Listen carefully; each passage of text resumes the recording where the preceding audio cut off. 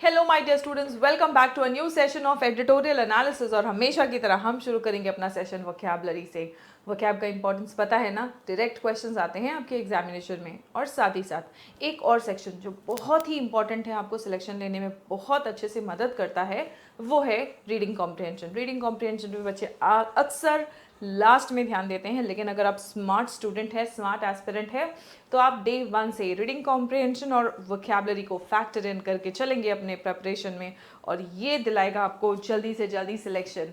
चलिए शुरू करते हैं आज का सेशन। अपना पहला वर्ड है डीजेनरेटिंग। डीजेनरेटिंग का मतलब क्या होता है? और ख़राब हो रहा है, बिगड़ रहा है ना। आप पढ़े जा रहे हो और उसके बाद में जब मार्क्स लगाते हो तो नंबर और कम होते जा रहे हैं, तो आपको टेंशन तो होगी ही कि ये क्या हो रहा है, ये मार्क्स मेरे डिटीरियोरेट कैसे हो रहे हैं, डिजेनरेट कैसे हो रहे हैं। फिर आप मेहनत करना शुरू करते हैं। ठीक है, मेहनत करना शुरू करते हैं तो ये डिटीरियोरेटिंग और डिक्लाइनिंग से आपका मार्क्स जो होता है इम्प्रूव होने लगता है और प्रोग्रेस करने लगता है। सेंटेंस देखते हैं। The party was degenerating by the day. Party की हालत दिन पर दिन बद से बदतर हो रही थी। Coming to the next word, prevail. अच्छा, इसका पार्ट ऑफ स्पीच क्या होगा बच्चों? ये है तो वर्ब, लेकिन अगर ये प्रेजेंट या पास्ट पार्टिसिपल की फॉर्म में यूज होगा तो ये विशेषता भी बता सकता है। ठीक है, चलिए। Prevail is also a verb. इसका मतलब होता है हरा देना, किसी पर जीत हासिल करना, है ना। अपने प्रतिद्वंद्वी पे, आप अपने कॉम्पिटिटर पर जब भी जीत हासिल करते हैं तो आप उस पर प्रिवेल करते हैं। ठीक है, ट्रायम्फ करते हैं, ओवरकम करते हैं। एंटोनिम्स है इसके फेल या फिर लूज। अगर आप नहीं उस पर जीत पाए तो आप हारेंगे, फेल या loose.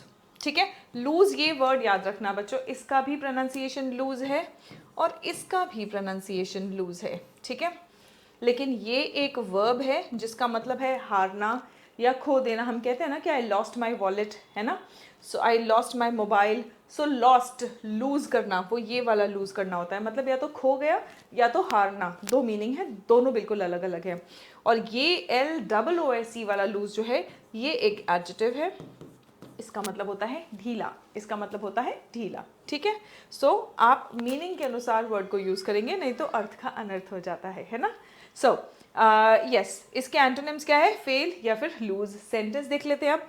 Suvendu Adhikari managed to prevail again. Suvendu Adhikari दोबारा से प्रिवेल यानी कि जीत हासिल की उन्होंने अपने कॉम्पिटिटर्स पे, है ना। दोबारा से जीत हासिल कर पाए।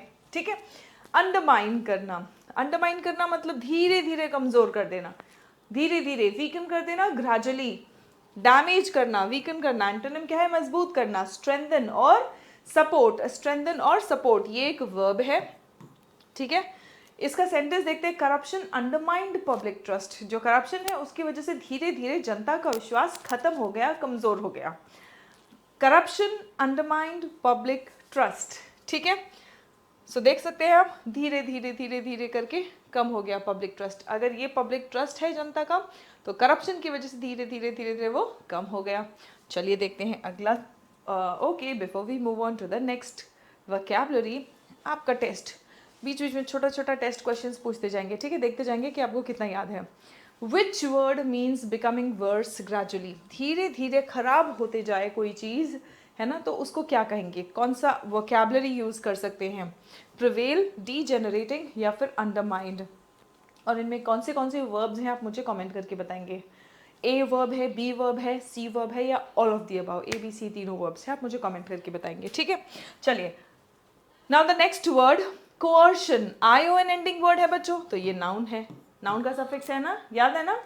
ION, SION, CION, TION, ये सभी कुछ नाउन के सफिक्सेस हैं। ठीक है, कोअर्शन का मतलब होता है फोर्स या प्रेशर, किसी पर दबाव डालना, किसी को धमका के, डरा के किसी से काम करवा रहे हैं, है ना। कंपल्शन है, इंटिमिडेशन है। ठीक है, तो वो क्या है? फोर्स, प्रेशर, कोअर्शन, दबाव है ये। ठीक है, एंटोनिम क्या है?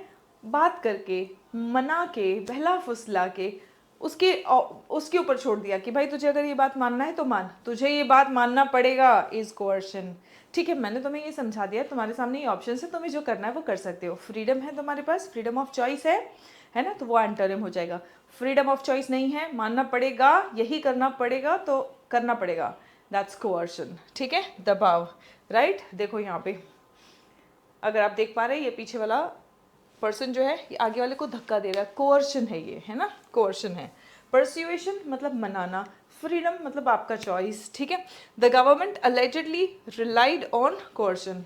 जो गवर्नमेंट है वो अलेजिडली का मतलब होता है कथित तौर पर, जैसा कहा जाता है, लोग कह रहे हैं जैसा, है ना, या जैसे सुनने में आ रहा है। अलेजिडली का मतलब जैसा सुनने में आ रहा है, जैसा कहा जा रहा है। So the government allegedly relied on, rely करना मतलब निर्भर रहना। सरकार किस कथित तौर पर किस चीज पर निर्भर थी? कोअर्शन यानी कि दबाव पर। ठीक है, under its thumb, under its thumb मतलब मुट्ठी में, बेसिकली हम जो हिंदी में कहते हैं ना मुट्ठी में है, उंगलियों पे नचा रहे हैं, है ना। अंडर इट्स थंब का मतलब होता है पूरी तरीके से कंट्रोल में होना। ठीक है, पूरी तरीके से कंट्रोल में होना, डोमिनेटेड होना, कंट्रोल्ड होना। एंटोनिम ये है कि आप आज़ाद हैं, इंडिपेंडेंट है। The party tried to keep the state under its thumb. ठीक है, द पार्टी ट्राइड, पार्टी ने बहुत कोशिश की पूरे राज्य को अपने मुट्ठी में रखने की, अपने उंगलियों पर नचाने की, अंडर इट्स थंब। ठीक है, इसका प्रोनाउंसिएशन कैसा, थंब, ब नहीं बोलते हैं, थंब। ठीक है, बी साइलेंट है यहाँ पे, अंडर इट्स थंब। थोड़ा थोड़ा धीरे धीरे प्रोनाउंसिएशन पे भी काम करते जाएंगे। ठीक है, ताकि अलग से हमें फिर से प्रोनाउंसिएशन पे काम करने की जरूरत ना पड़े वोकैब पढ़ने के बाद। चलिए, इरोडेड का मतलब क्या होता है? Eroded is a verb. Erode होना मतलब धीरे धीरे कमजोर हो जाना, खोखला हो जाना, वीकेंड, डैमेज्ड। एंटोनिम है इसका स्ट्रेंथेंड या फिर restored. The scam eroded public confidence, जो स्कैम हुआ उससे जनता का विश्वास जो है वो खोखला हो गया। विश्वास खोखला हो गया मतलब विश्वास जनता का कमजोर हो गया। ठीक है, चलिए, विच वर्ड मीन्स यूजिंग फोर्स और प्रेशर टू कंट्रोल समवन, किसी को कंट्रोल करने के लिए दबाव, फोर्स, प्रेशर, जबरदस्ती, इसका प्रयोग करने के लिए क्या वर्ड है? कंफ्यूज मत होना। ठीक है, फोर्स यूज करके हम कंट्रोल कर रहे हैं तो उसके लिए कौन सा वर्ड आ सकता है? इरोडेड, कोअर्शन या फिर अंडर इट्स थंब, और इनमें से कौन सा वर्ड नाउन है वो आप मुझे कमेंट करके बताएंगे। साथ साथ अपने एक्सरसाइजेस करते जाओ। ठीक है, इससे आपके पार्ट्स ऑफ स्पीच और वोकैबुलरी दोनों बढ़िया तरीके से स्ट्रांग हो जाएगी। इन्फ्लेक्शन पॉइंट वो पॉइंट होता है जहाँ से सब कुछ बदल जाता है। ठीक है, आपके लाइफ में अगर कोई ऐसा पॉइंट है जहाँ से सब कुछ बदल गया तो उसे हम कहते हैं इन्फ्लेक्शन पॉइंट या फिर टर्निंग पॉइंट। निर्णायक मोड़ मतलब जहाँ से निर्णय हो जाता है, डिसाइड हो जाता है आपका भविष्य, आपका फ्यूचर, या कोई भी चीज़ का एक जो कंक्लूजन क्या होगा वो डिसाइड हो जाता है। तो ऐसे पॉइंट को जहाँ से डिसीजन हुआ उसे कहते हैं इन्फ्लेक्शन पॉइंट, माइलस्टोन या टर्निंग पॉइंट। एंटोनिम क्या है? स्टैग्नेशन, मतलब कोई बदलाव नहीं हो रहा है, वहीं के वहीं है। ठीक है, stagnation. The case became a political inflection point, जो केस था वो पॉलिटिकल इन्फ्लेक्शन पॉइंट हो गया, मतलब राजनीति में वहां से सब कुछ बदल गया। ठीक है, तो उस पॉइंट को हम कह रहे हैं इन्फ्लेक्शन पॉइंट। ठीक है, चलिए, केओस का मतलब क्या होता है? Chaos is a noun. ठीक है, यहाँ पे सफिक्स नहीं है, हम सफिक्स से यहाँ पे नहीं पहचान पाएंगे कि इसका पार्ट ऑफ स्पीच क्या है। राइट, यहाँ पे आपको मीनिंग से पहचानना पड़ेगा। केओस का मतलब होता है कंप्लीट डिसऑर्डर, अराजकता। अराजकता के लिए और एक बहुत इंपॉर्टेंट वर्ड है जो तुम्हारे एग्जाम्स में आता है बच्चों, अनार्की। ठीक है, याद रखना, Archie, ARCHY, Archie is a root word for rule, शासन, गवर्नमेंट। ठीक है, यहाँ पे सामने जो एन लगा है ये इसको प्रीफिक्स बोलते हैं। शब्द के पहले जब कोई वर्ड ऐड होता है, कोई छोटा सा वर्ड ऐड होता है तो उसको हम प्रीफिक्स कहते हैं। ये आर्टिकल नहीं है, ये प्रीफिक्स है। ठीक है, आर्टिकल तब होगा जब अकेले एन आएगा, AN, क्योंकि ये एक शब्द के से पहले जुड़ के आ रहा है तो ये प्रीफिक्स है। जैसे लास्ट में आता है ION, CION, OUS, जो हम देखते हैं वो सफिक्सेस होते हैं। ठीक है, एनार्की, एनार्की का मतलब होता है, यहाँ पे एन का मतलब है नो, नो रूल मतलब अराजकता, कोई शासन नहीं है, कोई ऑर्डर नहीं है। ठीक है, सो कंफ्यूजन, डिसऑर्डर। एंटोनिम्स क्या है? Order, stability. Governance sank into chaos, sank into मतलब डूब गया अराजकता में, सरकार जो है वो अराजकता में डूब गई। यहाँ पे देखो क्या है, सब जिसका जो मन कर रहा है वो कर रहे हैं। बांग्लादेश का वो इमेजेस याद है जब बांग्लादेश में लोगों ने पार्लियामेंट वगैरह में घुस गए थे, है ना, उनके जो पार्लियामेंट वगैरह वहाँ घुस गए थे, कोई सोफ़ा उठा के लेके जा रहा है, कोई सूटकेस उठा के लेके जा रहा है, कोई कुछ एकदम कंप्लीट अराजकता। जब शासन नहीं होता है तो यही होता है, ठीक है। ऑर्डर नहीं होता है तो डिसऑर्डर होता है, केओस होता है, एनार्की होता है, कंफ्यूजन होता है, लॉलेसनेस होता है, ठीक है। So coming to the next word, contentious, OUS ending word. OUS ending word किसका सफिक्स है? एडजेक्टिव का। Very good. Contentious, contentious, contentious का मतलब क्या होता है? विवादास्पद, विवाद पैदा कर दे कोई चीज़, कोई बात, कुछ ऐसा बोल दो जिससे कि बस लोग बहस पड़े या लड़ पड़े, कॉजिंग डिसएग्रीमेंट, ठीक है। सिनोनिम्स देखिए, controversial, disputed, controversial, disputed. Antonym है अग्रीएबल या फिर पीसफुल, जिस पर सब लोग मान जाएं, अग्रीएबल या फिर पीसफुल। एग्जाम्पल देखिए, citizenship became a contentious issue, citizenship became a contentious issue, right. चलिए देखिए यहाँ पे, अब यहाँ पे लोग बटे हुए हैं, कोई नो बोल रहा है, कोई यस बोल रहा है, तो कोई बात जिस पर लोग बटे हुए हैं तो वो एक कंटेंशियस इशू है, क्योंकि उस पर अग्रीमेंट नहीं है, ठीक है, उस पर अग्रीमेंट नहीं है। और अगर सब लोग किसी बात पे मान जाते हैं, है ना, सब लोग किसी बात पे मान जाते हैं, तो हम उसे क्या कहते हैं? कंसेंसस कहते हैं। कंसेंसस है मतलब सब लोग मान गए हैं बात, कंसेंसस नहीं है तो कंटेंशियस है, ठीक है। चलिए, कंसोलिडेशन का मतलब क्या होता है? ION एंडिंग वर्ड है तो ये नाउन है। कंसोलिडेट करना मतलब कोई चीज़ मजबूत कर लेना, पक्का करना, स्ट्रेंथन करना, यूनिफिकेशन करना, मजबूती देना, ठीक है। स्ट्रेंथनिंग और इंटीग्रेशन। एंटोनिम क्या है? डिविजन। कोई चीज़ अगर बांट दो तो फिर वो कमज़ोर हो जाती है, ठीक है। इकट्ठी कर दो, स्ट्रॉन्ग कर दो उसे, तो वो कंसोलिडेट हो जाती है। So division and weakening. The BJP gained from Hindu vote consolidation. जो हिंदू वोट का कंसोलिडेशन यानी कि सभी इकट्ठे आए, उसी से बीजेपी को फायदा हुआ है। The BJP gain from Hindu vote consolidation. Which phrase means a major turning point और डिसाइसिव मोमेंट। इनमें से कौन से फ्रेज का मतलब है एक मेजर टर्निंग पॉइंट या डिसाइसिव पॉइंट, जहां से सब कुछ बदल जाए? केओस, कंसोलिडेशन, कंटेंशियस या इन्फ्लेक्शन पॉइंट? कमेंट करके बताएंगे मुझे। चलिए students, we have our application Seren Pathshala on Google Play Store. इस एप्लीकेशन पर आपको 2 बैचेस मिलेंगे। आपका एक है कंप्लीट इंग्लिश फाउंडेशन बैच, ये स्ट्रिक्टली उन सभी बच्चों के लिए है जो कंपटीशन की तैयारी कर रहे हैं, जिनको सब कुछ जो एग्ज़ाम के लिए इंपॉर्टेंट है सीखना है, ठीक है। ये उन्हीं बच्चों के लिए है। यहाँ पे 200+ सेशंस आपको मिलेंगे, जिसमें grammar, vocabulary, cloze test, parajumbles, comprehension, सभी कुछ प्रैक्टिस भी कराया गया है। प्रीवियस ईयर्स के क्वेश्चंस भी प्रैक्टिस कराए गए हैं, ताकि आपको सभी क्वेश्चंस का अच्छे से आइडिया भी मिल जाए।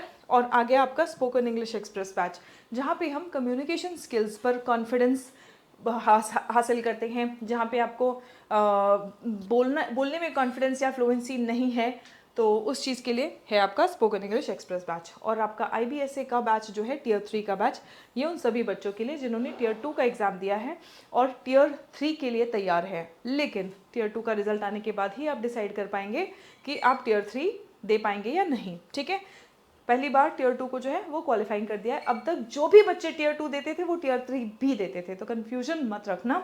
जैसे आप टियर 2 क्वालिफाई होंगे, आप फटाफट से बैच में एनरोल हो सकते हैं। ऑनलाइन ऑफलाइन दोनों भी मॉक्स हमारे पास अवेलेबल है, बट जो पैनल मेंबर्स हैं उनके स्लॉट्स लिमिटेड हैं, तो आप जैसे ही रिजल्ट आएगा फटाफट अपनी स्लॉट्स बुक करेंगे।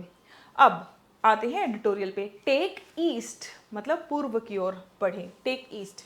On the BJP government in West Bengal, the BJP's priority must be, BJP की प्राथमिकता क्या होनी चाहिए? Must be to end the violence in West Bengal. West Bengal में जो वायलेंस है सबसे पहले उसको खत्म करना बीजेपी की प्राथमिकता होनी चाहिए।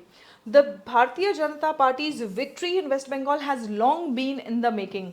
लॉन्ग इन द मेकिंग मतलब आने वाला था, ठीक है, और काफी लंबे समय से इसकी तैयारी चल रही थी। The BJP's victory in West Bengal has long been in the making. In power for 3 consecutive 5-year terms, the TMC had been degenerating. 3 bar term में पावर में रह के अब TMC जो है धीरे धीरे डिजेनरेट हो रहा था, मतलब डिटीरियोरेट हो रहा था, मतलब बद से बदतर हो रहा था। By degenerating by the day while the BJP built itself up. जहां वहीं पे TMC खराब दिन पर दिन बदतर होते जा रहा है, वहीं पे बीजेपी ने अपने आप को मजबूत बनाया। वोट बाय वोट, एक एक वोट के साथ, added by all the levers of power that it could exercise as the ruling party at the centre. Centre में बीजेपी का रूल है, बीजेपी का शासन है ना, सेंटर में स्ट्रांग है, तो वहाँ से भी जितनी भी उनको सपोर्ट मिल सकती थी, एडेड बाय, एड होना मतलब सपोर्ट होना, जितना भी सपोर्ट मिल सकता था वो सभी सपोर्ट मिलने के साथ साथ स्टेट में भी काम करते रहे ताकि वहाँ पे अपने ग्राउंड को कंसोलिडेट, अपने वोट्स को कंसोलिडेट कर सके और स्ट्रांग बन सके, right. The party won 207 of the 294 assembly seats. In 2021 it had 77. 2021 में आप देख सकते हैं 27 कह रहे हो 77 से 207 तक जाने का जो सफ़र है ये बहुत मेहनत के साथ में करा गया है। सुवेंदु अधिकारी, leader of the opposition in the outgoing assembly में ये लीडर ऑफ द ऑपोजिशन है, will be the new CM. He defeated CM Mamta Banerjee in her own constituency. उन्हीं की constituency में सुवेंदु अधिकारी ने उन्हें हरा दिया है। भाबनीपुर, marking the second time that he has prevailed over her. और ये दूसरी बार वो उसी constituency में उनके ऊपर उन्होंने जीत हासिल की है over her. After Nandigram in 2021. Popular dissatisfaction over jobs, देखो जॉब्स के ऊपर लोग असंतुष्ट हैं, popular dissatisfaction over jobs, corruption, governance and law and order. Corruption से लोग परेशान हैं, नौकरियां नहीं है, शासन से परेशान हैं, लॉ एंड ऑर्डर सिचुएशन वहाँ पे ठीक नहीं है, तो लोग ऑल टुगेदर बहुत ज़्यादा फ्रस्ट्रेटेड हैं, ठीक है, अंडरमाइंड, और ये सभी चीज़ों ने टीएमसी को मिलकर कमज़ोर कर दिया, खोखला कर दिया, which increasingly relied on violence and coercion. और कह रहे हैं कि टीएमसी इंक्रीजिंगली, मतलब टीएमसी बस निर्भर किस चीज़ पर था, वायलेंस, जहाँ देखो वहाँ हिंसा कर दो, और कोर्शन, दबाव डाल दो, ज़बरदस्ती करो, बस इसी चीज़ पर उनका शासन टिका हुआ था। लेकिन कब तक? To keep the state under its thumb, पूरे राज्य को अपने मुट्ठी में रखने के लिए बस वायलेंस और कोर्शन पर उन्होंने फोकस कर रखा था, इसी पर वो निर्भर थे। The West Bengal teacher recruitment scam, अब West Bengal teacher recruitment scam जो हुआ, इससे जनता का विश्वास जो है वो खत्म हो गया, बिल्कुल खोखला हो गया। eroded public trust in the TMC and the RG Kar rape and murder case was a major inflection point। और जो RG Kar rape और murder case हुआ था वो बहुत बड़ा inflection point था, वहाँ से चीज़ें बदलने लगी। Miss Banerjee first lost control of governance, सबसे पहले शासन उनके हाथ से गया, which was never complete even at the beginning, जो शुरू में भी पूरा नहीं था, और लेकिन जो बच्चा कुछ था शासन वो भी उनके हाथ से गया। And then lost control of the narrative, उसके बाद फिर वो कहानी भी नहीं बना पाई कोई, ठीक है। In 2021 her claim to be the protector of Bengali identity, जो वो कहते थे कि बंगाली आइडेंटिटी के रक्षक हैं हम, इनका वो क्लेम भी खत्म हो गया था 2021 में। Against a BJP perceived as the promoter of a Hindi heartland project had worked in her favour, ठीक है। दैट मतलब 2021 में जो उनके फेवर में काम किया था वो यही कि हाँ हम बंगाली आइडेंटिटी को प्रोटेक्ट करेंगे, ठीक है। बीजेपी तो हिंदी हार्टलैंड, सबको हिंदी हार्टलैंड बनाना चाह रहे हैं, लेकिन हम बंगाली आइडेंटिटी को प्रोटेक्ट करेंगे। That regional identity politics weekend, लेकिन जिस चीज़ की वजह से उनको 2021 में फ़ायदा हुआ था वो कमज़ोर हो गया था। That regional identity politics weakened as its principal champion sank into chaos and degeneration, जो उनका प्रिंसिपल चैंपियन था वही chaos और डिजेनरेशन में डूब गया। The BJP strategy has been evolving over the years, लेकिन वहीं पर साथ ही साथ हर साल बीजेपी की जो स्ट्रैटेजी थी वो इवॉल्व होती गई और बेहतर होती गई under the direct supervision of union home minister Amit Shah. Union home minister Amit Shah के डायरेक्ट सुपरविजन में वहाँ पे उनकी जो बीजेपी की स्ट्रैटेजी थी वो दिन पर दिन इवॉल्व हो रही थी, मतलब और बेहतर हो रही थी। Who spent several weeks in the state through the campaign, campaigning जब तक वहाँ पे हो रही थी तो कई हफ्तों तक वो उस राज्य में थे। The party expanded its capacity at the booth level across rural Bengal through a decade of sustained work. Decade मतलब दशक, पूरे दशक लगातार काम करके, सस्टेन्ड वर्क, वर्क मतलब काम, सस्टेन्ड वर्क मतलब लगातार काम, पूरे दशक लगातार जो काम होता रहा, बूथ लेवल पे उन्होंने अपनी कैपेसिटी जो है वो इंक्रीज की। Building on it's strong performance, जो उनका स्ट्रॉन्ग परफॉर्मेंस था 2019 जनरल इलेक्शन में, उस पर और काम करते गए, उसको और मजबूत बनाते गए। And its 2021 assembly showing the party had its own identity politics, party की अपनी खुद की आइडेंटिटी पॉलिटिक्स है। Capable of countering the TMC's Bengali identity politics. अब टीएमसी का जो बंगाली आइडेंटिटी पॉलिटिक्स है उसको उन्होंने अच्छे से काम करके काउंटर कर लिया। The BJP politics in the state was constructed on intense contentious debates. State में जो बीजेपी के पॉलिटिक्स है वो किस पर बना हुआ था, किस पर निर्धारित था? Intense contentious debates around citizenship, migration and Hindu consolidation, all tied to controversial administrative measures. और ये सभी कुछ जो कंट्रोवर्शियल यानी कि विवादास्पद उनके जो एडमिनिस्ट्रेटिव मेजर्स थे उन्हीं सबसे संबंधित थे, such as the tailored special intensive revision of electoral rolls, जो उन्होंने स्पेशल एसआईआर किया है ना, special intensive revision of electoral rolls and changes to the citizenship amendment act, जो सिटीजनशिप अमेंडमेंट एक्ट में भी चेंज लाए हैं ना। So all this things they have worked upon. The CAA was deployed as a mobilisation tool. CAA को कैसे deploy किया था? डिप्लॉय करना मतलब तैनात करना। कैसे तैनात किया था? As a mobilisation tool, particularly among Matua and other refugee communities. The BJP's gains flowed from a consolidation of Hindu votes. जो हिंदू वोट्स हैं उनको कंसोलिडेट करके यानी कि स्ट्रॉन्ग करके बीजेपी ने वहाँ से गेन्स हासिल किया। Alongside a decisive split in the, जहाँ उन्होंने हिंदू वोट्स को कंसोलिडेट किया, स्ट्रॉन्ग किया, वहीं पर एक डिसाइसिव यानी कि निर्णायक स्प्लिट यानी कि विभाजन हुआ है, निर्णायक विभाजन हुआ है। कहाँ पे? In the TMC's Muslim support base. Now that the party has created history in West Bengal, अब तो पार्टी ने वेस्ट बंगाल में इतिहास रच दिया है। क्रिएट हिस्ट्री, इतिहास रचना, created history in West Bengal. The governance challenges before it can not be overstated. अब वहाँ पे इतिहास तो रच दिया है लेकिन वहाँ पे जो शासन के चुनौतियाँ हैं उनको ओवरस्टेट नहीं किया जा सकता। जो चुनौतियाँ हैं वो है ही और उनको हमें हैंडल करना पड़ेगा। The targeted assassination of a की एड ऑफ मिस्टर अधिकारी and violence that has gripped many parts of the state. अब वहाँ पे एक टारगेटेड असैसिनेशन हुआ है, की एड ऑफ मिस्टर अधिकारी। मिस्टर अधिकारी के एक बहुत ही खास जो उनके सपोर्टर हैं, जो उनके साथी हैं, उनकी असैसिनेशन हुई है। और उसके बाद में जो वायलेंस, जो हिंसा वहाँ पे भड़की है, that has gripped many parts of the state, are instructive. ये इंस्ट्रक्टिव है और इन पर ध्यान देना पड़ेगा। The state needs a new vision for development and progress. इस राज्य को एक नया विजन चाहिए, एक नई दिशा चाहिए डेवलपमेंट और प्रोग्रेस की ओर आगे बढ़ने के लिए। But the restoration of law and order is the most urgent priority of all. लेकिन सभी से ज़्यादा प्राथमिकता है वहाँ पर शासन स्थापित करना, लॉ एंड ऑर्डर वहाँ पे स्थापित करना, राजकता वहाँ पे अराजकता जो हो रहा है वो ख़त्म करके वहाँ पे ऑर्डर वहाँ पे इस्टेब्लिश करना सबसे ज़्यादा इम्पॉर्टेंट है। वो अर्जेंट प्रायोरिटी है, सभी प्रायोरिटीज़ में से सबसे इम्पॉर्टेंट यही है। Now what is the tone of the article, what is the tone of the editorial? हमेशा याद रखना बच्चों, टोन होता है ऑथर किस भाव से, किस फीलिंग से आर्टिकल लिख रहा है, ठीक है।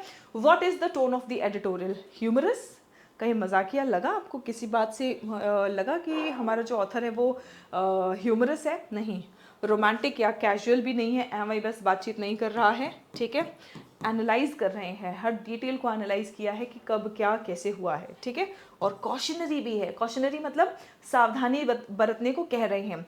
लास्ट में बोला है ना कि हाँ ठीक है, ध्यान रखना पड़ेगा, जीत तो हासिल कर लिया, इतिहास तो रच दिया है, लेकिन वहाँ पे हिंसा, लॉ एंड ऑर्डर, ये सब कुछ हैंडल करना पड़ेगा, टैकल करना पड़ेगा। सो यस, कॉशनरी टोन भी है। What was one major reason? एक बड़ा कारण क्या था behind the decline of TMC according to the passage? Passage के अकॉर्डिंग, पैसेज में जो लिखा है, याद रखना जब भी आपके सामने कोई क्वेश्चन आता है तो आपको अपने इमोशंस या अपना नॉलेज, कुछ आपने पढ़ा होगा जीएस में, जीके में या कहीं न्यूज़ में, वो नहीं मिक्सअप करना होता है। अकॉर्डिंग टू द पैसेज ही आपको आंसर करना होता है, ठीक है। So according to the passage, decline of the TMC के पीछे सबसे बड़ा कारण क्या था? Lack of political leaders, political leaders की कमी, international pressure, corruption and governance failure. एक वहाँ पे करप्शन और दूसरा वहाँ पे शासन नहीं, यही सबसे बड़ा कारण था वहाँ पे। डिक्लाइन इन पॉपुलेशन भी नहीं है। How did the BJP strengthen its position in West Bengal? West Bengal में बीजेपी ने अपनी पोजीशन वहाँ पे कैसे स्ट्रॉन्ग की, कैसे मजबूत की? इलेक्शन कैंपेन ही कम कर दिया उन्होंने? नहीं, इससे तो और कमज़ोर होता है। थ्रू सस्टेन्ड, सस्टेन्ड मतलब लगातार, ग्रास रूट वर्क मतलब लोकल लेवल पे जाके उन्होंने, बूथ लेवल पे जाके उन्होंने काम किया है।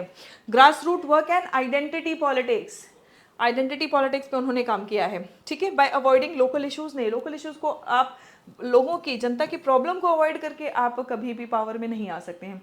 थ्रू फॉरेन इन्वेस्टमेंट्स नहीं, ठीक है। What does the word coercion mean, coercion का मतलब क्या है? अब आप यहाँ तक अगर आए हैं, आई एम श्योर आपको इसका आंसर पता है, ठीक है।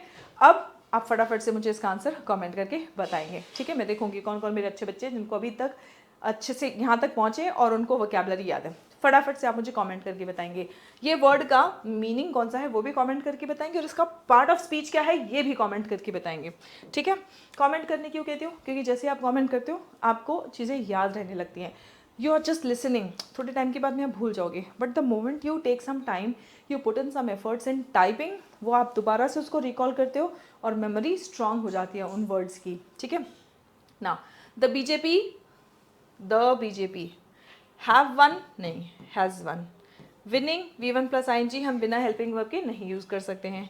द बीजेपी वर प्लूरल है, इसलिए हम वर यूज़ नहीं करेंगे, तो हमारा करेक्ट आंसर है ऑप्शन बी। अब सोचने विचारने के लिए एक मुद्दा, आप क्वेश्चन को समझना, मैं क्वेश्चन आपको समझा रही हूँ और यहीं पर वीडियो को पॉज करके थोड़ी देर सोचना, ठीक है। Can identity politics ensure long term political success? Identity politics मतलब क्या होता है मैं आपको समझाती हूँ। जैसे ममता बनर्जी बोल रही थी कि अरे हम बंगालीज़ के इंटरेस्ट को हम जिंदा रखेंगे, हम उसका देखभाल करेंगे, है ना। तो आइडेंटिटी पॉलिटिक्स, अपनी पहचान को लेके जब आप पॉलिटिक्स करते हो, ठीक है, तो क्या आइडेंटिटी पॉलिटिक्स जो है लंबे समय तक आपको पॉलिटिकल सक्सेस दे सकती है? यस, क्या आइडेंटिटी पॉलिटिक्स जो है लंबे समय तक पॉलिटिकल सक्सेस दे सकती है? यहाँ पे आपके सामने कुछ पॉइंट्स भी है। आइडेंटिटी पॉलिटिक्स से वोटर्स जो है वो क्विकली मोबिलाइज हो जाते हैं, ठीक है। Governance and development ultimately matter करेगा, आखिरकार तुरंत तो लोग हाँ ठीक है मान जाएंगे कि हाँ ठीक है ये हमारा रक्षक है, हमें इसकी बात माननी पड़ेगी, हमें इसका सपोर्ट करना पड़ेगा, समर्थन करना पड़ेगा। लेकिन वही आपके जो सपोर्टर्स है वो करप्शन की वजह से परेशान है, शासन नहीं है उसकी वजह से परेशान है, तो कब तक आपको सपोर्ट करेंगे? है ना सोचने वाली बात। तो आप ये पॉइंट्स पढ़ेंगे, पढ़ के सोचेंगे और आप अपना पॉइंट ऑफ व्यू डेवलप करिए, ये आपकी एनालिटिकल स्किल्स मजबूत करता है। अपना पॉइंट ऑफ व्यू डेवलप करिए और आप मुझे अपना पॉइंट ऑफ व्यू कमेंट करके बताएंगे, इससे आपकी राइटिंग स्किल्स इंप्रूव होंगी, ठीक है। चलिए, so that's it for today students, मिलते हैं अगले सेशन में, तब तक अपना ख्याल रखें, स्वस्थ रहें, मस्त रहें, सभी बच्चे पढ़ते रहें और आगे बढ़ते रहें। जय हिंद एवरीवन।